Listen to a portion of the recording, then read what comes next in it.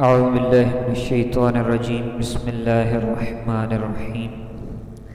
صفحہ نمبر 133 کے اوپر اذان کے حوالے سے، قبر پر اذان دینے کے حوالے سے سوال جو ہے، میت کو دفن کرنے کے بعد قبر پر اذان دینے کا کیا حکم ہے؟ جواب: جائز ہے، کیونکہ اذان ذکر ہے اور ذکر عبادت ہے۔ اللہ تعالیٰ اس مقام پر رحمت و برکت نازل فرماتا ہے جہاں اس کا ذکر کیا جاتا ہے۔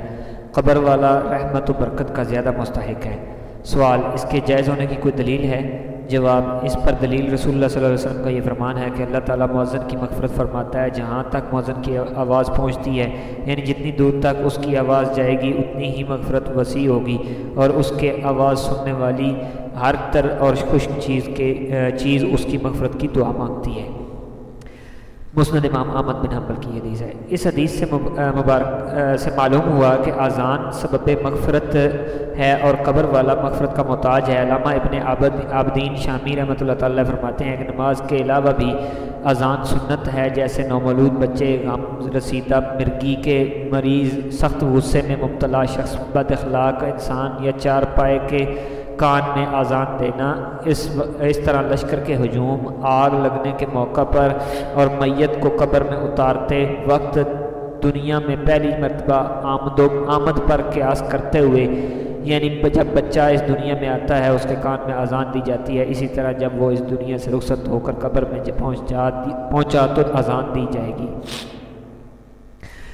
رسول اللہ صلی اللہ علیہ وسلم کی وہ حدیث بھی دلیل ہے جسے امام احمد، طبرانی اور بہقی نے روایت کیا ہے کہ جب حضرت سعد بن معاذ رضی اللہ تعالیٰ عنہ دفن کیے گئے تو نبی اکرم صلی اللہ علیہ وسلم نے تسبیح پڑھی۔ صحابہ اکرام رضوان اللہ تعالیٰ مجمعین نے بھی دیر تک آپ کے ساتھ تسبیح پڑھی، یعنی سبحان اللہ سبحان اللہ سبحان اللہ کہتے رہے۔ پھر نبی اکرم صلی اللہ علیہ وسلم نے تکبیر کہی تو صحابہ اکرام بھی تکبیر کہتے رہے یہاں تک کہ اللہ اکبر کہتے رہے۔ پھر صحابہ اکرام نے عرض کیا، یا رسول اللہ صلی اللہ علیہ وسلم، آپ نے پہلے تسبیح پھر تکبیر کیوں پڑھی؟ آپ نے فرمایا، اس مرد صالح پر اس کی قبر تنگ ہو گئی تھی، ہم نے تسبیح اور تکبیر پڑھی یہاں تک کہ اللہ تعالیٰ نے ان کی قبر کو وسیع فرما دیا۔ یہ حدیث بھی دلیل ہے کہ ہم وہاں اگر اذان دیں تو کوئی حرج نہیں، اللہ تعالیٰ کی تکبیر ہی کہنی ہے، بڑائی بیان کرنی ہے، تو اللہ کے نبی نے بھی تکبیر کہی اور تسبیح و تحلیل کہی۔ علامہ طیبی شرح مشکات میں اس حدیث کا مطلب بیان کرتے ہوئے فرماتے ہیں کہ ہم تکبیر کہتے رہے اور تم تکبیر کہتے رہے، ہم تسبیح کرتے رہے اور تم تسبیح کرتے رہے، یہاں تک کہ اللہ تعالیٰ نے ان کی قبر کشادہ فرما دی۔ مطلب یہ کہ اذان بھی تکبیر اور شہادت پر مشتمل ہے، صاحب قبر اس کی برکتوں سے مستفید ہوگا۔ حضرت سعید ابن مسیب رحمۃ اللہ تعالیٰ علیہ سے روایت ہے کہ حضرت ابن عمر رضی اللہ تعالیٰ عنہما ایک جنازے میں حاضر ہوئے، آپ نے جب جنازے کو لحد میں رکھا تو کہا، بسم اللہ وفی سبیل اللہ، اللہ کے نام سے اور اللہ کی راہ میں۔ جب لحد برابر کی تو دعا فرمائی، اے اللہ اس کو شیطان اور عذاب قبر سے محفوظ فرما۔ پھر فرمایا، میں نے یہ دعا رسول اللہ صلی اللہ علیہ وسلم سے سنی۔ سنن ابن ماجہ کی حدیث ہے۔ سبزہ جب خشک نہیں ہوتا میت کو نفع دیتا ہے، جیسے حدیث شریف میں وارد ہوا ہے، صحیح بخاری کی حدیث میں ہے کہ ہری چیز جو ہے وہ جب تک خشک نہیں ہوتی اتنی دیر تک وہ میت کو فائدہ دیتی ہے، وہ تسبیح و تحلیل کرتی رہتی ہے، اللہ تعالیٰ کی شان بیان کرتی رہتی ہے، اللہ تعالیٰ کا ذکر کرتی رہتی ہے، تو قبر والے پر عذاب میں تخفیف ہو جاتی ہے، اس کو فائدہ ملتا رہتا ہے۔ کیونکہ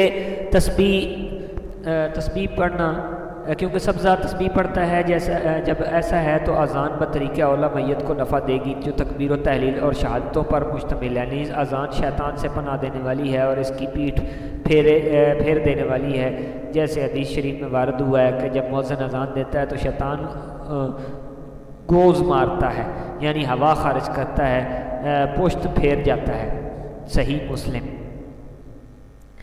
نیز حدیث شریف میں ہے، یہ گوز مارنا جو ہے اس کی وضاحت کرتا ہوں، یہ جو ہوا خارج، جس طرح بندہ انسان کی آواز ذرا زور سے خارج ہو جب آواز پیدا ہوتی ہے، تو اس طرح شیطان بھی زور زور سے آواز پیدا کرتا ہے اور ہوا خارج کرتا ہے اور آواز پیدا کرتا ہے۔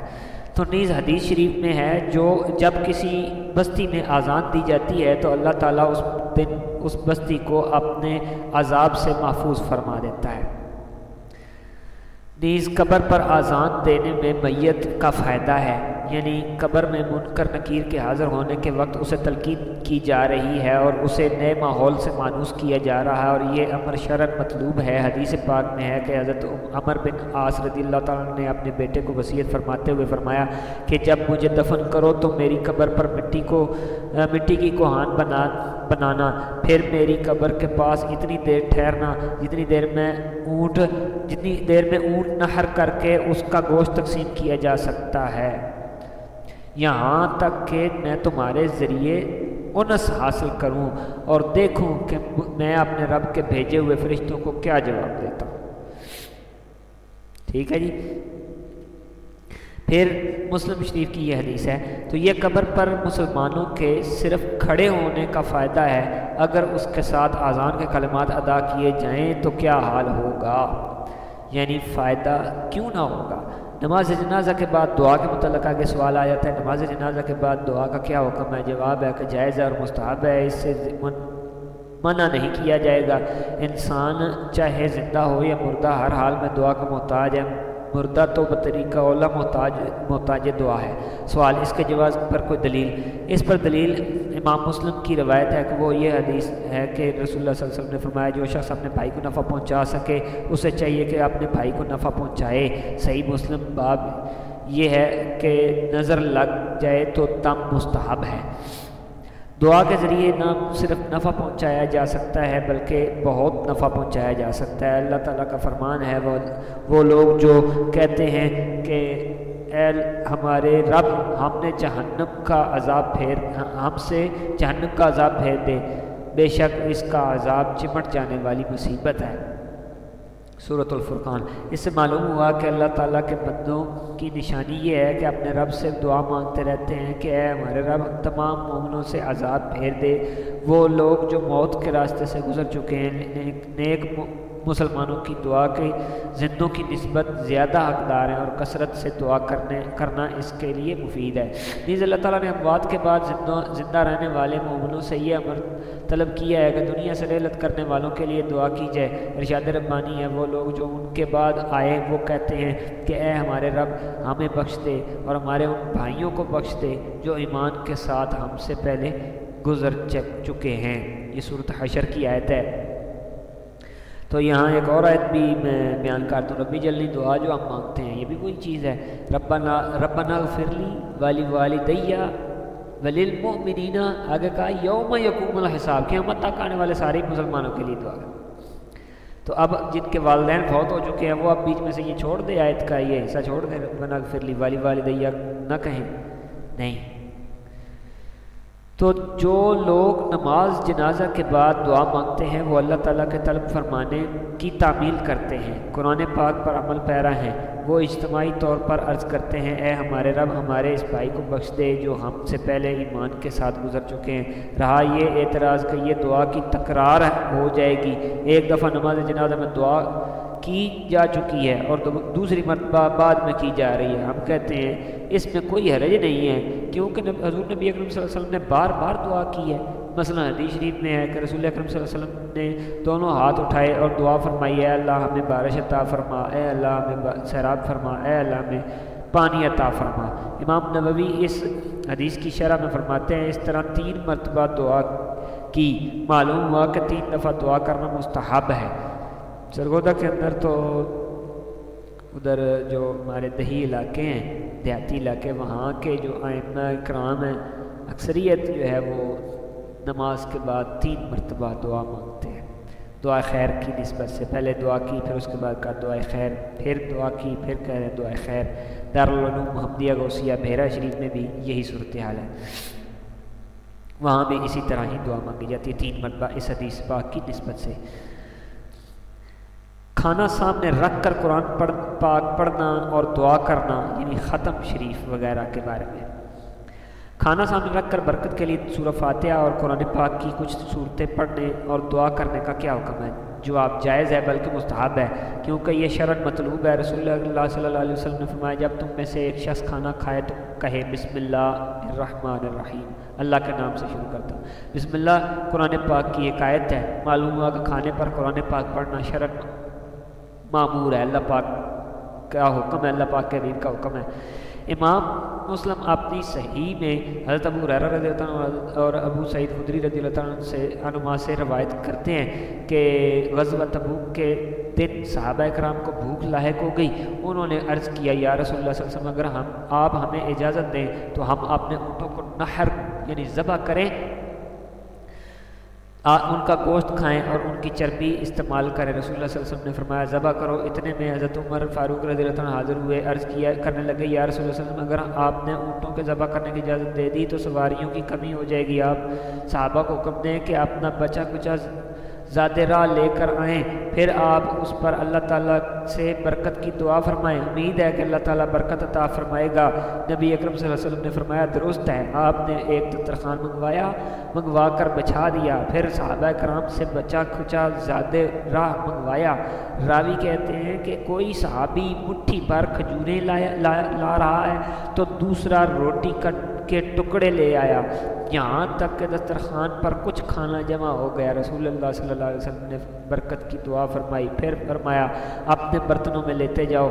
راوی کہتے ہیں کہ صحابہ کرام نے اپنے برتنوں میں کھانا لینا شروع کیا, یہاں تک کہ لشکر میں کوئی برتن نہیں چھوڑا جسے بھر نہ دیا ہو. راوی کہتے ہیں کہ صحابہ کرام نے کھانا کھایا یہاں تک کہ سیر ہو گئے, اس کے باوجود کچھ بچ گیا. رسول اللہ صلی اللہ علیہ وسلم نے فرمایا ہم گواہی دیتے ہیں کہ اللہ تعالیٰ کے سوا کوئی معبود نہیں اور یہ کہ ہم اللہ تعالیٰ کے رسول ہیں. ایسا نہیں ہوگا کہ کوئی بندہ بغیر شک کے ان دو گواہیوں کو لے کر اللہ تعالیٰ کی بارگاہ میں حاضر ہو اور اسے جنت سے روک دیا جائے. یہ ممکن ہی نہیں ہے. یہ مسلم شریف کی حدیث ہے. دیکھو میرے نبی کا کتنا پیارا کلام ہے, میرے نبی کے کتنے پیارے جو ہیں وہ احکامات ہیں, کتنے پیارے اعمال ہیں.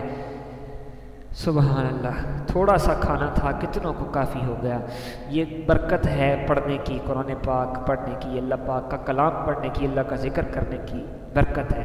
خاص طور پر سورۃ فاتحہ, سورۃ اخلاص اور سورۃ بقرہ کی چند آیات کا پڑھنا مستحب ہے, کیونکہ حدیث شریف میں وارد ہوا ہے کہ حضور نبی اکرم صلی اللہ علیہ وسلم نے فرمایا سورۃ الفاتحہ, سورۃ البقرہ کی آخری آیات کا جو حرف حصہ بھی تم پڑھو گے وہ تمہیں دیا جائے گا. نبی اکرم صلی اللہ علیہ وسلم نے یہ بھی فرمایا کہ قل هو اللہ احد یعنی سورۃ اخلاص قرآن پاک کے تہائی حصے کے برابر ہے. یہ مسلم شریف کی حدیث ہے. ہاتھ اٹھا کر دعا کرنا, تو یہ بھی حدیث شریف میں واقع ہے کہ حضرت انس رضی اللہ عنہ فرماتے ہیں کہ رسول اللہ صلی اللہ علیہ وسلم کو دعا میں اس حد تک ہاتھ اٹھاتے ہوئے دیکھا کہ آپ کی بغلوں کی سفیدی دکھائی دیتی تھی. یہ بھی مسلم شریف کی حدیث مبارکہ ہے. ایک دوسری حدیث میں ہے کہ حضرت انس رضی اللہ عنہ فرماتے ہیں کہ نبی اکرم صلی اللہ علیہ وسلم نے اپنے دست اقدس کھانے پر رکھا اور اس پر دعا فرمائی, اور وہ کچھ پڑھا جو اللہ تعالیٰ کو منظور تھا. یہ حدیث شریف جو ہے پوری انہوں نے ذکر نہیں کی. بخاری شریف کے اندر بھی یہ حدیث پاک مذکور ہے.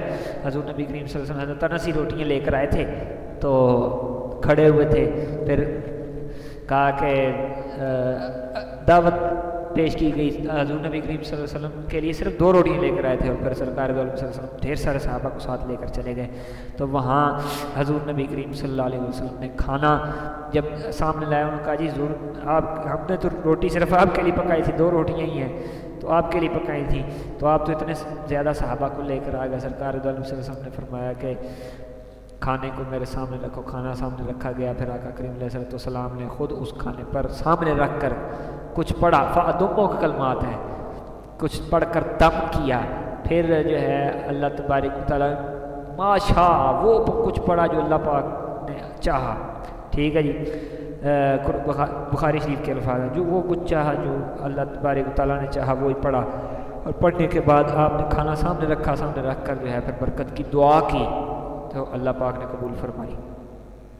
تو ایک دوسری حدیث میں حضرت انس رضی اللہ عنہ فرماتے ہیں کہ نبی اکرم صلی اللہ علیہ وسلم نے اپنا دست اقدس جو ہے وہ کھانے پر رکھا اور اس پر دعا فرمائی. ان احادیث مبارکہ سے ثابت ہوا کہ کھانا سامنے حاضر ہو تو قرآن پاک اور کلمات طیبات کا پڑھنا اور دعا کرنا مستحب ہے.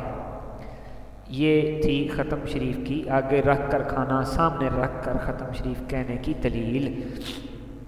اوپر یعنی کہ ہم ختم شریف جو کھانا سامنے رکھ کر پڑھتے ہیں اس کی دلیل ہے. ویسے تو اصال ثواب کا تو علیحدہ مسئلہ ہے نا, آگے رکھ کر پڑھنے کا جو کہتے ہیں حکم آیا ہے وہ اس طریقے سے ہے.